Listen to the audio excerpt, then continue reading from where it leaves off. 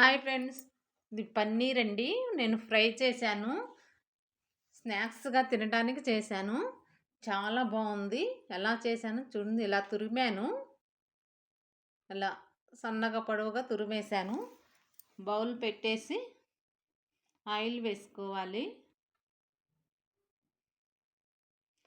అందులో వెల్లుల్లి పేస్ట్ వేసుకోవాలి.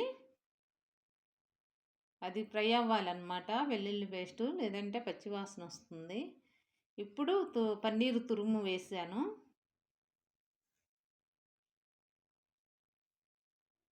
ఇది పన్నీర్ తురుము వేసుకొని దీన్ని కలుపుతూ ఉండాలి అన్నమాట.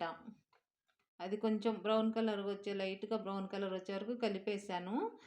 ఇప్పుడు పసుపు, ధనియాల పొడి వేసి కలిపేస్తున్నాను. గరం మసాలా వేస్తున్నాను. ఉప్పు వేశాను.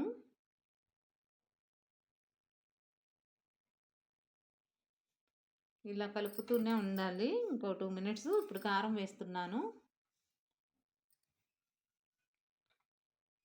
అది కలిపేసుకొని లాస్ట్‌లో ఇంకొక ఐటెమ్ వేయాలి. ఇది చాలా బావుంటుంది. కస్తూరి మేథి అండి. ఇదేస్తే చాలా బావుంటుంది. ఇదేసుకోవాలి. ఇంక ఇలా కలిపేసుకొని ప్లేట్‌లో తీసేసుకొని తినేసేయటమే. చాలా బావుంటుంది.